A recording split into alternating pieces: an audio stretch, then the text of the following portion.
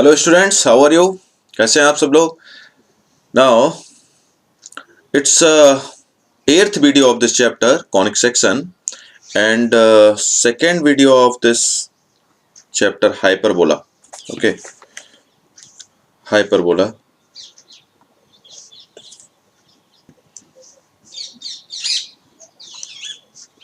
Now एक छोटा सा हम लोग एक रिकैप ले लेते हैं, सारी चीज़ें जिससे आपको याद आ जाएं. देखिए, we have already discussed about this equation x square upon a square minus y square upon b square. अगर आपका हाइपरबोला जो है x एक्सिस पे बन रहा है, मतलब इस तरीके का हाइपरबोला है, ये ओरिजिन है आपका, ये y है, ये y डैश है, ये x है, ये x है, x dash means x axis पे हाइपरबोला आपका बन रहा है. ठीक है ना? तो इस एक्सिस इस तरीके की डिजाइन है. और अगर मान लीजिए हाइपरबोला आपका ऐसे बन रहा है y square upon a square minus x square upon B square is equal to 1, तो आपका जो हाइपरबोला बनेगा वो कुछ ऐसा बनता है. ठीक है, ये ओरिजिन है, ये वाई एक्सिस पे देखिए हाइपरबोला बन गया इस तरीके. शेप आपको समझ में आ गया? ठीक. अब देखिए, एक ये रिलेशन बहुत बहुत इंपॉर्टेंट रिलेशन है. ये हमारी बहुत मदद करेगा. C square equal to A square plus B square. बहुत सारे क्वेश्चन जो सॉल्व होंगे वो इसी रिलेशन सॉल्व होंगे हाइपरबोला में. ठीक है, ये सारी चीज़ें हमने डिस्कस की. ये हमने डिस्कस किया जो फिक्स डिस्टेंस जो होती है, कांस्टेंट डिस्टेंस जिसको बोलते हैं, वो 2a होती है. ये भी चीज़ हम लोग डिस्कस कर चुके हैं.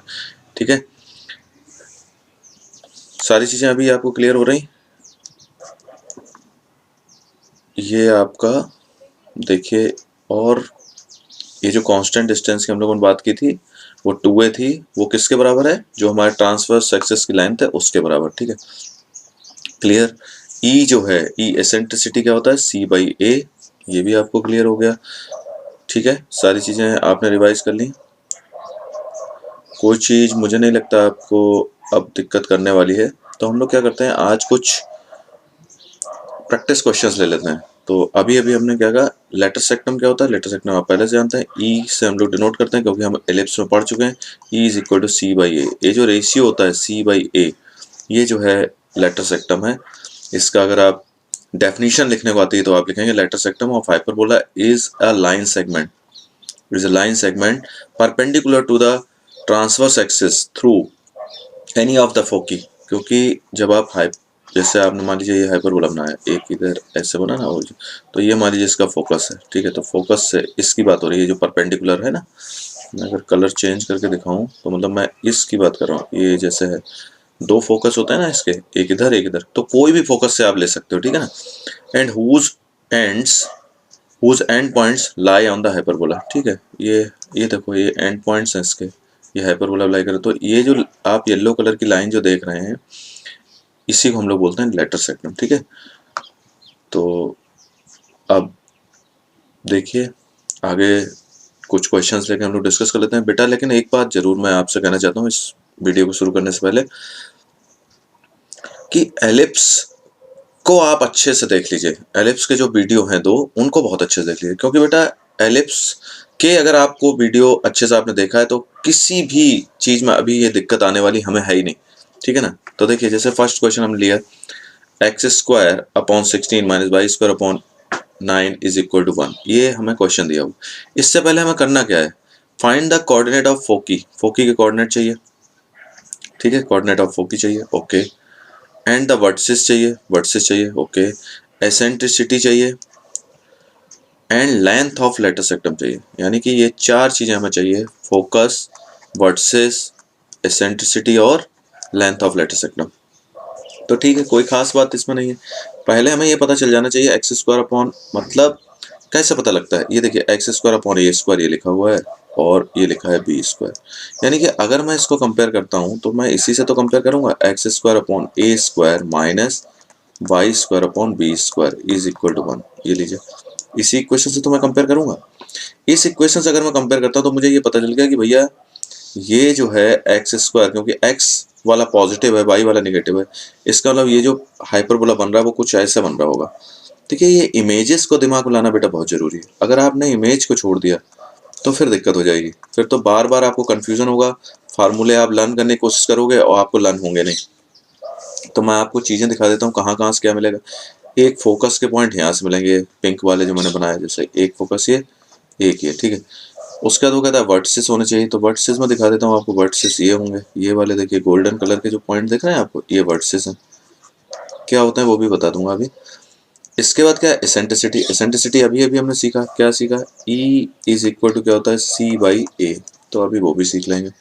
और length of latus rectum, length of latus rectum आप जानते हैं क्या होता है, length of latus rectum 2b² upon A, वो चलिए मैं अभी बस इतना बता देता हूँ कि लेंथ ऑफ लेटर सेक्टम जो होगा वो क्या होगा, ये जो लेंथ होगी, ये फोकस से जो जा रही है ना, ये लाइन, ये आप देख रहे हैं, ये इन पॉइंट्स में मिल रही है, ये जो आप देख रहे हैं ना, ये जो मैं व्हाइट कलर का ये दिखा रहा हूँ, ये 2b² अपॉन ए होती है, ठीक है, क्योंकि एलिप्स में हमने इसको ड्राइव भी किया था, ठीक है ना। तो देखिए अब क्या करना है कि सबसे पहले क्या है, फोकी के पॉइंट हमें लिखना है।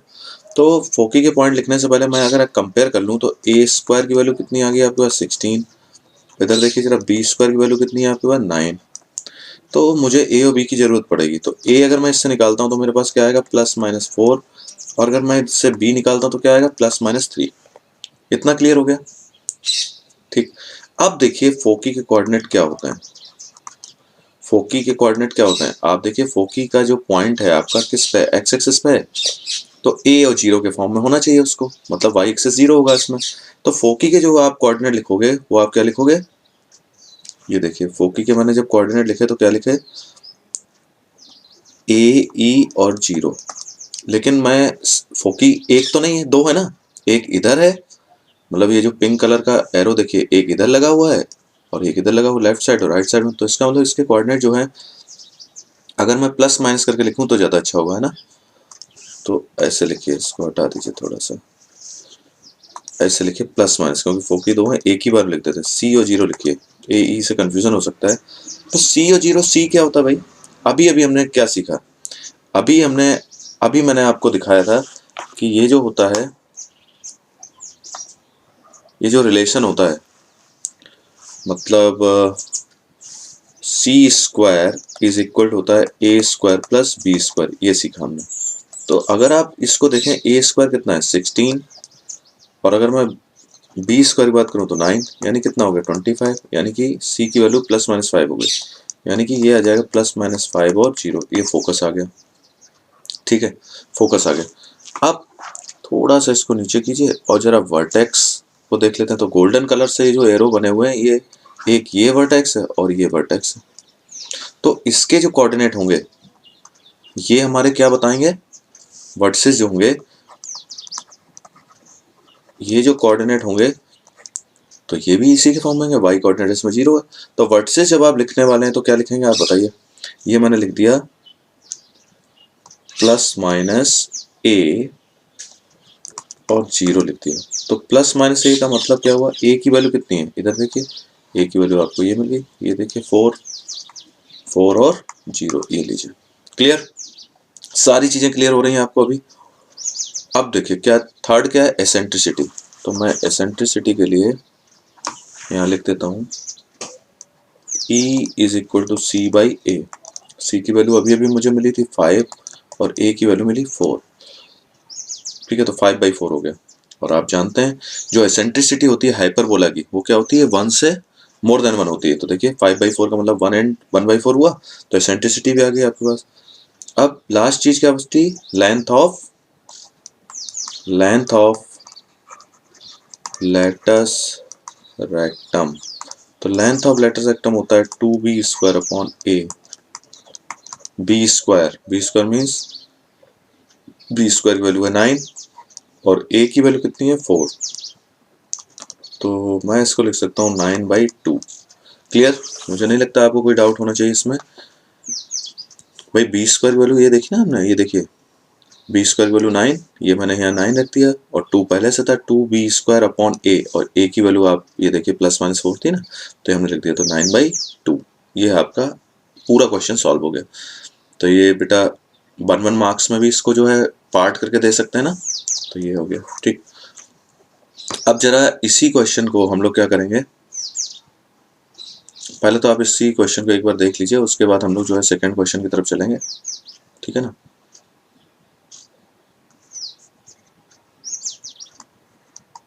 कहीं भी कोई डाउट है बिल्कुल आराम से करना है, कोई टेंशन नहीं लेना है। जितने बार आप क्वेश्चन को बेटा रिपीट करेंगे, आपका कॉन्फिडेंस जो है बूस्ट होगा और आपको जो है बहुत अच्छे से चीज़ें समझ में आएंगी। तो देखिए, इसको अगर मैं कंपेयर करूं तो ये ऐसे करूंगा ना, y square upon A square minus x square upon B square is equal to 1, ऐसे लिखूंगा ना मैं। भाई जब मैं इसको कंपेयर कर रहा हूँ, y square upon A square minus x square upon B square is equal to 1, ठीक है। अब मुझे ये पता चल गया कि वाई स्क्वायर अपॉन लिखा हुआ है, मतलब वाई का टर्म जो है वो पॉजिटिव है, वाई स्क्वायर अपॉन ए लिखा है। तो देखिए हाइपरबोला और एलिप्स में क्या फर्क था, हाइपरबोला एलिप्स में यही तो फर्क था कि हम लोग क्या करते थे, एलिप्स में क्या होता था, ए और बी के जो कोऑर्डिनेट हैं, ये जो आप देख रहे हैं ना, ये चेंज हो जाते थे, ये वाले, ठीक है ना। इसमें क्या होता है, एक्स वाई आपके जो ये कोऑर्डिनेट चेंज हो रहे हैं, तो बस एक्सेस चेंज हो रहे हैं। तो देखिए आप ऐसे नहीं, इसका ना, इसका जो हाइपरबोला बनना चाहिए वो मैं राइट हैंड साइड में ऊपर की तरफ बना रहा हूँ, जरा देखें आप। तो ये ऐसा कुछ बनना चाहिए, मतलब ऐसा बनना चाहिए। तो सिंपल है, ये क्या हो गया, ये ओरिजिन है हमारा। तो इसका फोकस कहाँ होगा, मैं पिंक कलर से दिखा रहा हूँ आपको। एक ये फोकस होगा, एक फोकस ये होगा, पिंक कलर से जो मैंने दिखाया, ये फोकस और एक फोकस ये। वर्टिसेस की अगर मैं बात करूँ तो वर्टेक्स इसका एक ये होगा, ये तो दिख भी नहीं रहा, तो मैं दूसरा ले लेता हूँ। ये देखिए, ये वाला वर्टेक्स एक हो गया, और एक वर्टेक्स अगर मैं ये वाला दिखाऊं आपको, ये दो वर्टेक्स हो गए, ठीक है। एक ये वर्टेक्स हो गया और एक ये वर्टेक्स हो गया, simple. Length of latus सेक्टम same रहेगा जैसे अभी आपने देखा था, एसेंट्रिसिटी सी अपॉन ए, ठीक है। तो जरा देखिए, हमें जरूरत पड़ेगी सी की, तो हम पहले ही से जो है निकाल लेते हैं इसको। तो सी स्क्वायर इक्वल टू क्या होता है, a square plus B square, यानी कि ए स्क्वायर की वैल्यू कितनी है 9 और बी स्क्वायर की वैल्यू कितनी है 27, तो कितना होगा 36। यानी कि सी की वैल्यू की अगर मैं बात करूं तो जाएगा प्लस माइनस 6, ये देखिए ये प्लस माइनस 6। और अब अगर मैं बात करता हूं आपसे, क्योंकि आपको ये पता है ना, ये मैं कंपेयर कर रहा हूं, तो ये जो चीज़ है वो क्या है, ये आपका ए स्क्वायर है और ये 27 जो है वो क्या है, बी स्क्वायर है, ठीक है ना। लिख दूं इधर, ए स्क्वायर इक्वल टू कितना है 9 and b square equal to 27, कोई दिक्कत नहीं, ठीक। अब देखिए बेटा, अब इसमें जब हम आगे चलेंगे तो फिर बात वही आई, फोकी हमें चाहिए। ये मैंने इसलिए मैं यहाँ कर रहा हूँ सॉल्व, जिससे कि आप इसको कंपेयर कर पाएँ सामने, क्योंकि दोनों टाइप के क्वेश्चंस मैंने इसीलिए लिए जिससे कि आपको कोई कंफ्यूजन ना हो। तो फोकी इसमें जब आप लिखोगे बेटा, तो आप इसमें प्लस माइनस सी और जीरो, ये देखिए यहाँ फोकी क्या लिखा था, प्लस माइनस सी और जीरो लिखा था। तो यहाँ फोकी जो है प्लस माइनस सी और जीरो आप नहीं लिख सकते। क्यों नहीं लिख सकते, ये मैं बताता हूँ। क्योंकि देखिए ये जो फोकी के कोऑर्डिनेट हैं, ये देखिए पिंक वाले जो मैं आपको दिखा रहा हूँ, ये किस एक्सिस में है, ये वाई एक्सिस में है। तो वाई एक्सिस पे बेटा जब हो गए तो इसका क्या होगा, प्लेस चेंज हो जाएगा बस। अभी क्या होगा, ये इस तरीके से लिखे जाएंगे, जीरो प्लस माइनस सी, ठीक है ना। कोई भी कोऑर्डिनेट अगर वाई एक्सिस में है तो क्या होगा, एक्स जीरो होगा। अब आप लिख दीजिए इसको जीरो और इसको सी की वैल्यू क्या है 6, तो प्लस माइनस 6, ये देखिए फोकी आ गए। वर्टिसेस की बात आप कर रहे थे, वर्टिसेस क्या होंगे, सिंपल है, बिल्कुल सिंपल। प्लस माइनस ए जीरो था, इसको ऐसे कर दीजिए, जीरो ऐसे लिख दीजिए, ठीक है ना। क्योंकि ये वाई पे ही तो है, तो ये वाई वाला पार्ट कौन सा है, वाई वाला ये है, देखिए 9 वाला। तो ये कितना हो गया, जीरो। कैसे भी आप समझ लीजिए चीज़ों को, आपके लिए बहुत आसान है। ए स्क्वायर की वैल्यू 9 है ना, ये देखिए, तो ए की वैल्यू क्या होगी, प्लस माइनस 3, ये हमने लिख दिया। अब आप कह रहे हैं एसेंट्रिसिटी की बात कर लेते हैं। एसेंट्रिसिटी क्या होता है, E is equal to C by A. C कितना है बेटा, सी की वैल्यू है 6 और ए की वैल्यू कितनी है 3, तो ये हो गया 2, ठीक है। इतना आपको समझ आ रहा है। अब एक चीज बच रही है, लेंथ ऑफ लेटस रेक्टम। तो लेंथ ऑफ लेटस रेक्टम की अगर मैं बात करूं तो 2b² अपॉन ए, ठीक है। 2b² अपॉन ए लिखा हमने, 2b² कहाँ है भाई, b² ये है 27, देखिए ऊपर लिखा हुआ है ना 27, तो ये हो गया 27 और a की वैल्यू क्या थी 3। तो अगर मैं इसको कैंसिल कर दूं तो ये 18 आएगा। तो लेंथ ऑफ लेटस रेक्टम जो है कितना आ गया, 18। किसी को कोई दिक्कत हुई हो तो बताए, ये बिल्कुल आपको अच्छे से समझ में आ गई चीज, कैसे हुआ, कुछ भी नहीं। अगर आपने एक चीज को अच्छे से समझा, जैसे आपने ये फोकी के कोऑर्डिनेट देखे, अगर आपने वर्टिसेस देखा, ठीक है ना, ये देखिए ये वर्टिसेस है, एसेंट्रिसिटी देखा, एसेंट्रिसिटी और लेंथ ऑफ लेटस रेक्टम तो आप बिल्कुल सेम है, इसमें तो कुछ चेंज है ही नहीं। इसमें क्या है, फॉर्मूला वही है फोकी और वर्टिसिस में, फोकी और वर्टिसिस में फॉर्मूला वही है, सिर्फ क्या हो गया, एक्सिस चेंज हो गए, क्योंकि अब ये जो हाइपरबोला है शिफ्ट हो गया, एक्स एक्सिस से किस पे शिफ्ट हो गया, वाई एक्सिस, बस इतना सा चेंज है। ठीक है, अब आगे चलते हैं। ठीक है, ध्यान से देख लीजिए, अच्छे से स्क्रीनशॉट ले लीजिए, अच्छे से देख लीजिए, ठीक है ना, तभी आपके लिए चीज़ें ईजी होंगी बेटा, और वो ज़रूरी भी है, क्योंकि ये क्या हुआ,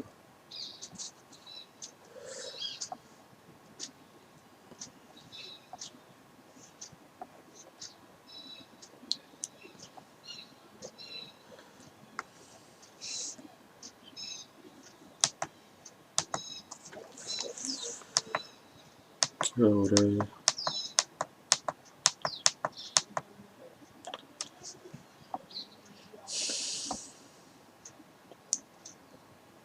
देखिए ये क्वेश्चन है अब हमारे सामने, ये थोड़ा सा दिक्कत कभी कभी मुझे आ जाती है, ये थोड़ा टेक्निकल चीज़ें हो जाती हैं कभी, कोई बात नहीं, आपको तो लेकिन सिर्फ सीखने से मतलब है, आप ये सब चीज़ों पे ध्यान नहीं देना, ठीक है ना। अब मैं एक क्वेश्चन ले रहा हूँ यहाँ, देखिए इसमें क्या कहा गया, ये वर्सेस दिए गए और फोकी दी गई। दो टाइप के क्वेश्चन मैंने इसलिए लिए क्योंकि दोनों टाइप के हो जाए जिसमें कि एक्सिस का जो इशू है वो भी सॉल्व हो जाएगा। तो देखिए वर्सेस दिए गए हैं, वर्सेस किस में है, एक्स एक्सिस में है, देखिए ये फोकी के कोऑर्डिनेट भी एक्स एक्सिस में है, वाई वाला 0 है, इसका मतलब सिंपल है, इसका मतलब ये देख के हमें ये पता चल गया कि भैया कुछ भी हो, x square upon A square minus y square upon B square is equal to 1, ये इसका आंसर होगा सेवंथ का, देख के ही मुझे पता चल गया। अब मैंने एट्थ वाले क्वेश्चन को देखा, एट्थ वाले क्वेश्चन देखा, मैंने कहा भाई ये 0 जो इसमें आ रहा है वो कहाँ आ रहा है, ये इधर आ रहा है, इसका मतलब इसका जो आंसर होगा वो कैसे होगा, y square upon A square minus x square upon B square is equal to 1, ये लीजिए सर, दोनों आंसर आ गए।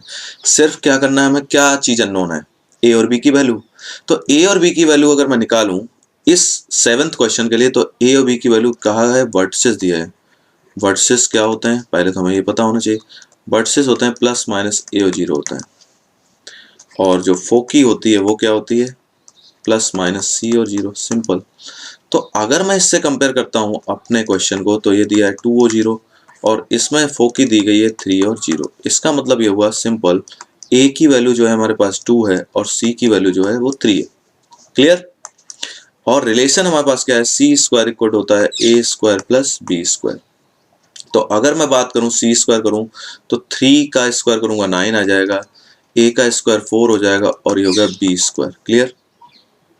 तो अगर मैं बी स्क्वायर की बात करता हूं तो कितना आ गया, 5 आ गया, यानी कि ये वैल्यू हमारे पास आ रही। तो अगर मैं ये कहूं कि मेरा आंसर आ गया एक्स स्क्वायर अपॉन ए स्क्वायर, ए स्क्वायर मतलब ये देखिए ये 2 था ना, तो 2 का स्क्वायर क्या होगा 4 minus y square upon B square, मतलब ये कितना हो गया 5 इज इक्वल टू 1, ये देखिए ए और बी की मैंने वैल्यू निकाली, ये आंसर आना चाहिए। देख लीजिए, ध्यान से देख लीजिए, कोई जल्दबाजी करने की जरूरत नहीं है, बहुत आराम से देखिए, ठीक है, समझ गए ना, सिर्फ ए और बी की वैल्यू तो निकालनी है। अब अगर मैं इस क्वेश्चन की बात करूं एट्थ की, तो मैं अगर ये कहता हूं कि भाई वर्टिसेस, वर्टिसेस क्या दिए गए हैं, वर्टिसेस होंगे क्या इसके लिए, पहले तो वर्टिसेस इसके लिए क्या होंगे, 0 प्लस माइनस ए होना चाहिए, और हमारा जो गिवन है उसके हिसाब से क्या होना चाहिए, ये है। इसका अगर मैं इसको कंपेयर करता हूं तो ए की वैल्यू क्या आ रही है 5, अब मैं फोकी की बात कर लेता हूँ, फोकी क्या है 0 प्लस माइनस सी फोकी होती है ना, मतलब ये जो बनता है Y square upon A square minus x square upon B square equal to 1, तो फोकी तो यही है ना। और फोकी के जो दिए गए कोऑर्डिनेट है वो है 0 plus minus 8, on comparing I get c is equal to 8 and relation is c square equal to a square plus b square, okay, 8 square, a square means 5 square plus b square,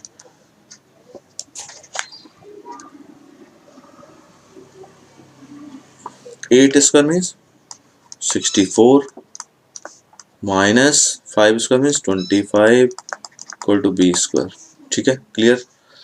तो आप ये देखिए ये आपका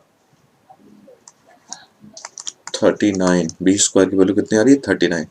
तो अगर मैं इसको लिखता हूं एक्स स्क्वायर अपॉन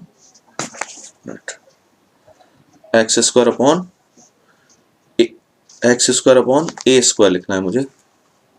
ये आंसर है वाई स्क्वायर अपॉन ए स्क्वायर। पहले एक्स स्क्वायर छोड़ो, पहले वाई स्क्वायर लिखते हैं। क्या हो रहा है, Y square upon A square minus x square upon B square is equal to 1। ये हमारा आंसर है।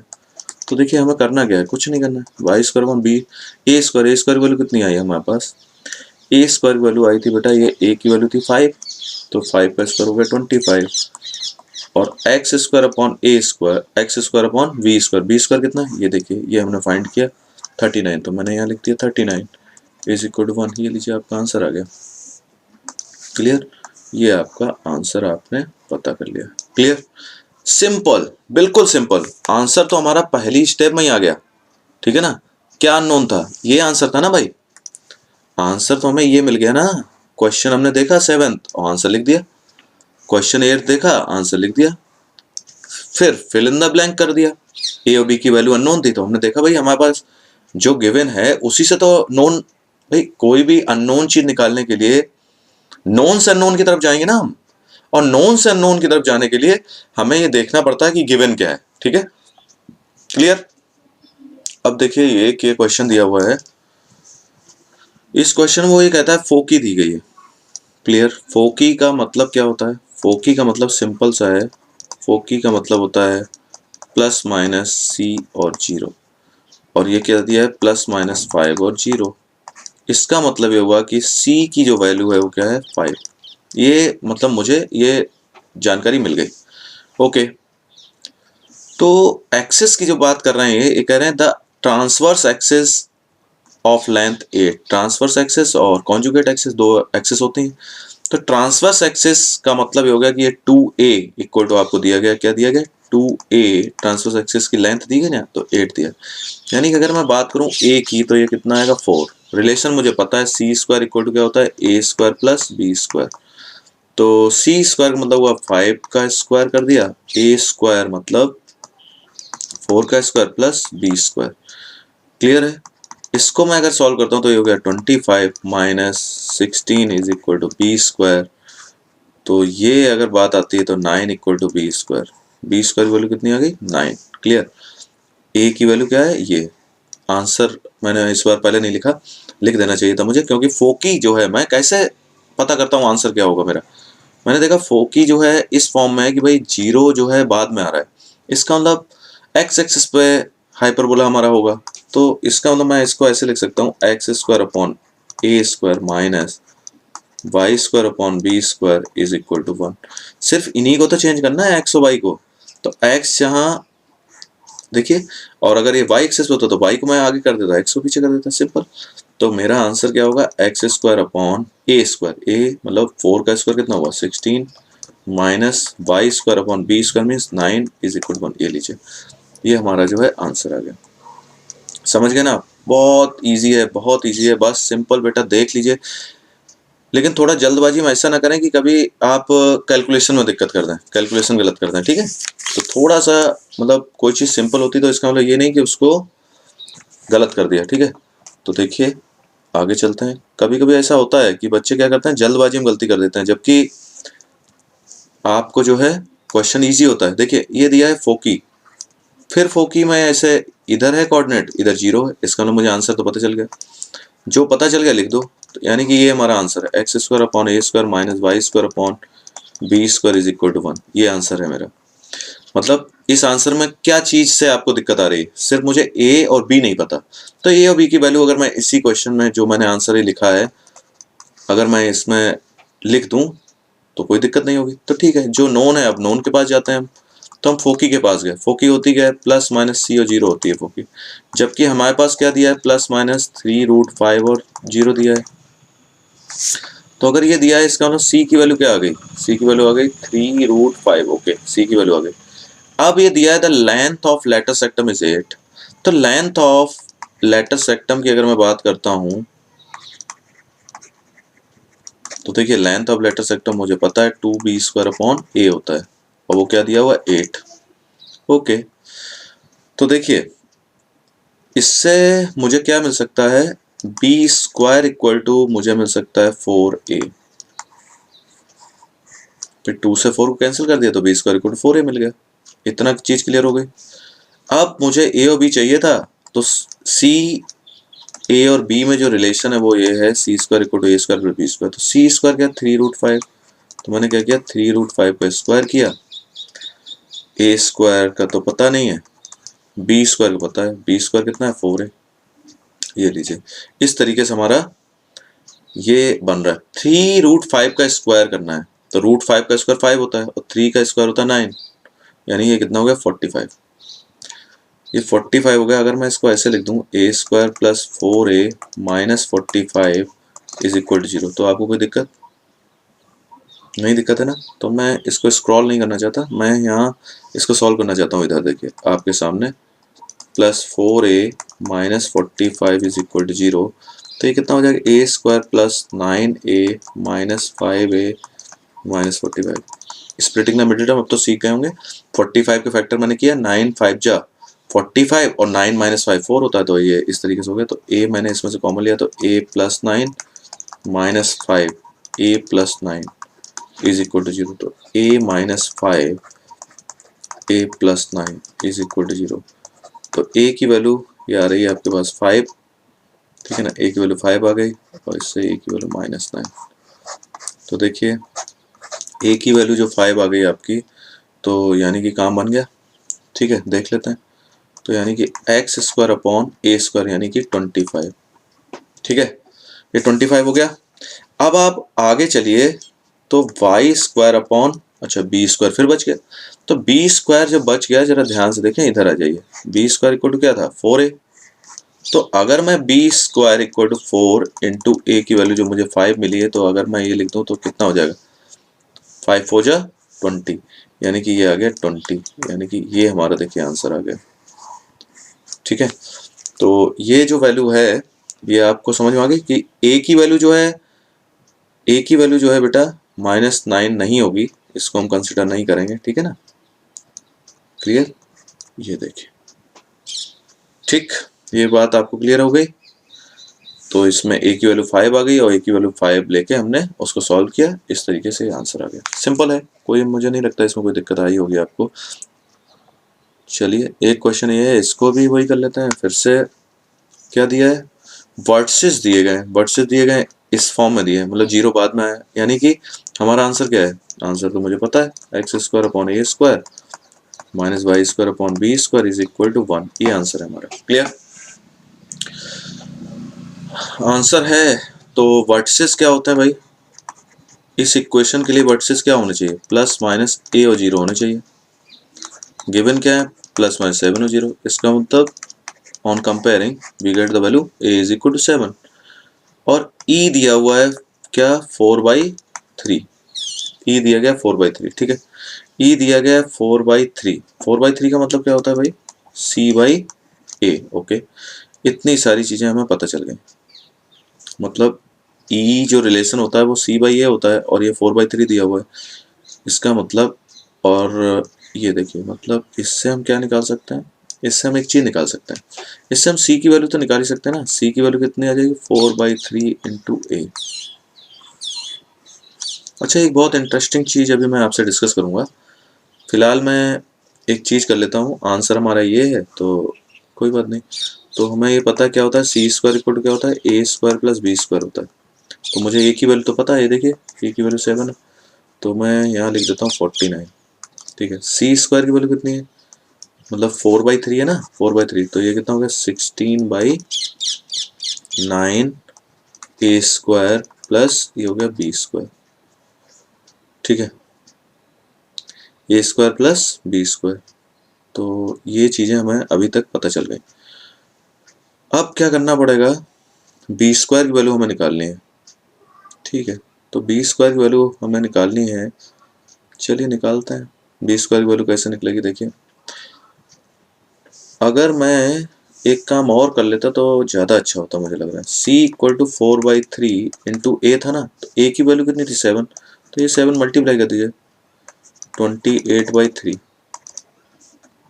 ठीक है ना, 28/3 हो गया ये c की वैल्यू।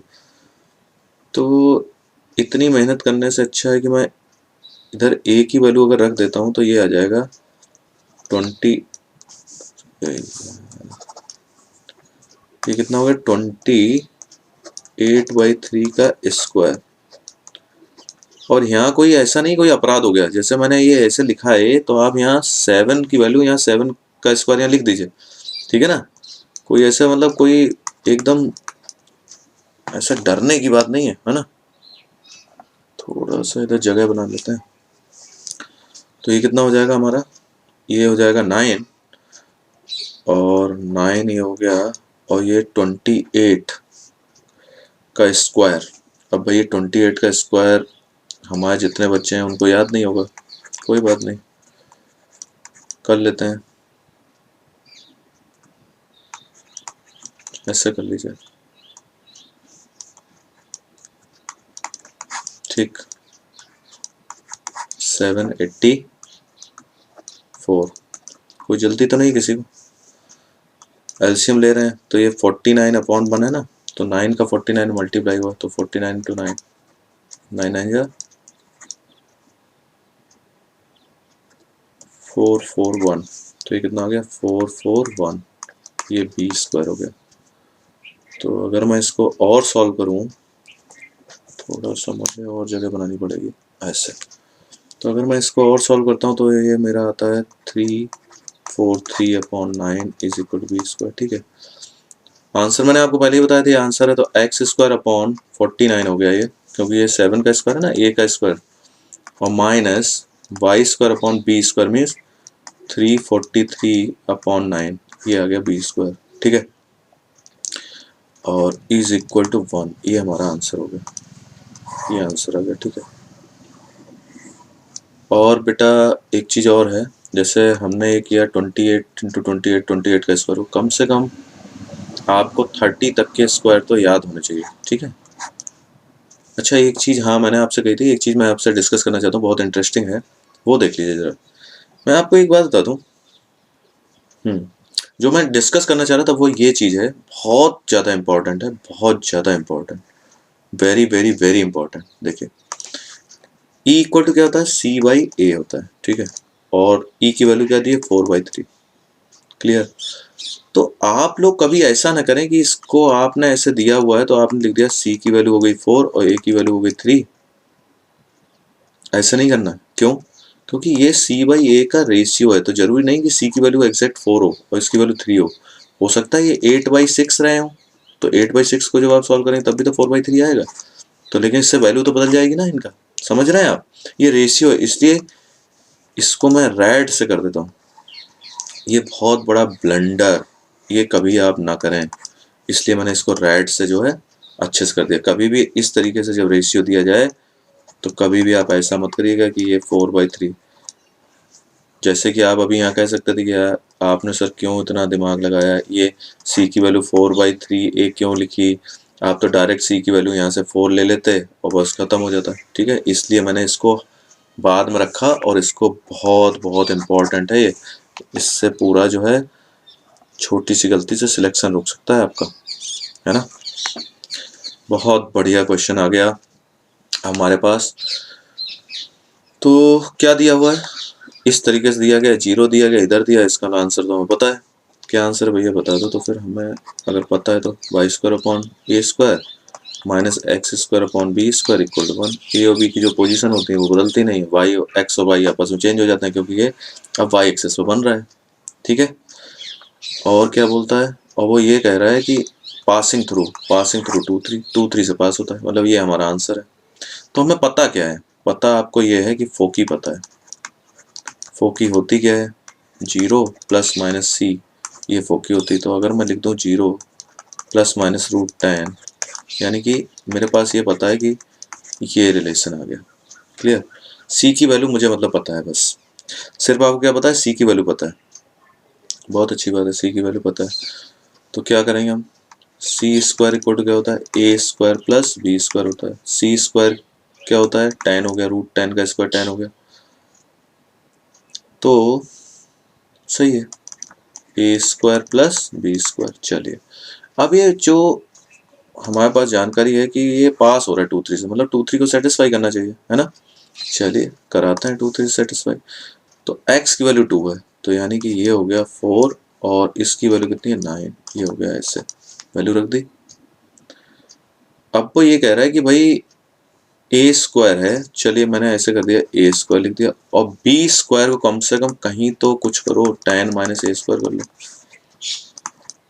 ऐसा क्यों किया? ऐसा बेटा इसलिए किया, अगर मेरे पास ए बी सी 3 चीजें होंगी तो उसको मैं सॉल्व कैसे करूंगा, ठीक है ना। एक इक्वेशन है हमारे पास, तो कम से कम एक ही अगर अननोन होगा तो सॉल्व करना इजी हो जाएगा, ठीक है।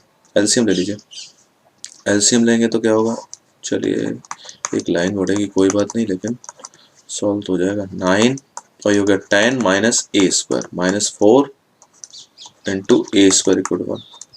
बेटा मैं आपको पहले ही बता दूं, मैथमेटिक्स अगर आपको सीखना है तो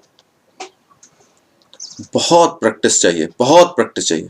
अगर आप ऐसे हैं कि बस आपने डेड बॉडी की तरह इसको देखा और बस कोई कुछ करना नहीं है, बस हो गया, नोट कर लिया, मूवी की तरह देख लिया, फिर तो भैया कुछ नहीं हो पाएगा। अगर कुछ अचीव करना है तो बेटा मेहनत करनी पड़ेगी और आदत बनानी पड़ेगी। एक सिटिंग में जैसे मैं आपको ये बता रहा हूँ वैसे ही आपको भी इम्प्रूव करना है, ठीक है। तो ये देखिए ये हो गया और ये a⁴ हो गया। इसकी बात कर लेते हैं, ये कितना है 9 और ये हो गया 13a²। आपने देखा होगा मैं बहुत आराम से आपको पढ़ा रहा हूँ, कोई स्पीड नहीं, कुछ नहीं, ठीक है ना। तो आप ये देखिए ये हो गया 23a², इसको मैंने इधर ही ट्रांसफर कर लिया, -a4 और इधर कितना है 90। बिल्कुल आराम से, बिल्कुल आराम से, कोई जल्दबाजी नहीं, कुछ नहीं, कोई जल्दबाजी नहीं। तो देखिए a4 -23a² माइनस नहीं +90 इज इक्वल टू 0, ठीक है।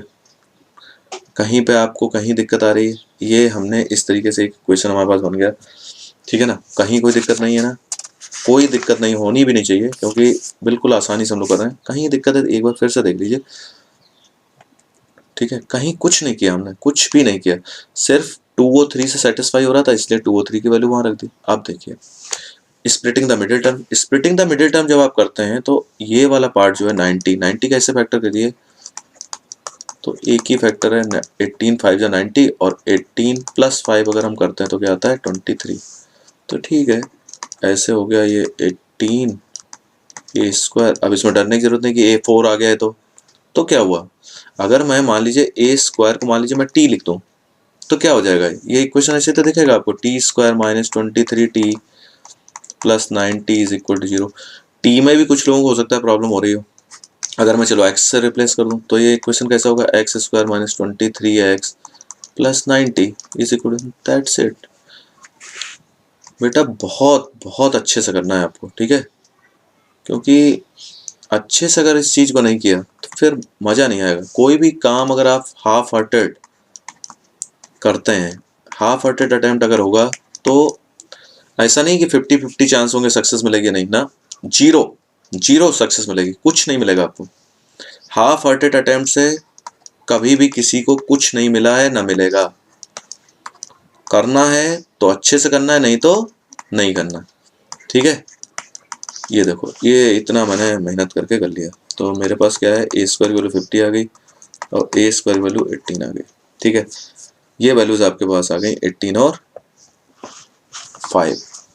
तो आंसर हमारा क्या था, b² वैल्यू कहाँ थी भाई, b² कहाँ गया, हाँ b² ये है, देखो b² की अगर मैं वैल्यू निकालूं तो 10 - 5, तो कितना आ गया 5। ये देखो 5 थी ना वैल्यू या नहीं थी,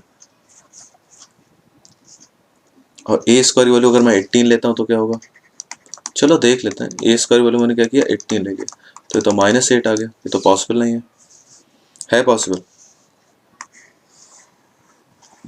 ये पॉसिबल है नहीं है, क्योंकि माइनस में है, क्योंकि कोई भी स्क्वायर वैल्यू नेगेटिव नहीं हो सकती है ना। तो इसका मतलब ये सिर्फ यही वाली वैल्यू पॉसिबल है, b² वैल्यू 5 आएगी, और इधर a² वैल्यू अपनी कितनी आई थी, कहाँ गया, a² वैल्यू भी 5, ठीक है ना। अब ये वाली वैल्यू तो कैंसिल हो गई, इसको तो हम कंसिडर ही नहीं करें, तो आंसर तो अपना ऊपर ही आ गया था, आंसर तो यही था। देखो ये आंसर था ना, इस आंसर को मैं यहाँ लिख देता हूँ, y² upon a² value 5 - x² upon 5 is equal to 1, ये लीजिए। तो ये आ गया y square minus x square equal to 5। ठीक है, ये आपका क्या आ गया, ये आपका आंसर आ गया। कौन सी इक्वेशन है जिसके लिए फोकी ये दी गई है और ये 2-3 से पास हो रहा है। ठीक है ना, इतना आपने कर लिया बेटा। बहुत अच्छे से मेहनत करिए, बहुत अच्छे से, क्योंकि आप जानते हैं कंपटीशन कितना ज़्यादा है। ठीक है ना, 11th क्लास बहुत इंपॉर्टेंट है। 11th क्लास को अगर आपने बेस अच्छे से करके चले, कंपटीशन में आपको मदद मिलेगी। ठीक है ना, तो ठीक है बेटा, अच्छे से मेहनत करते रहिए, बेस्ट रहिए, मस्त रहिए। Okay, best of luck.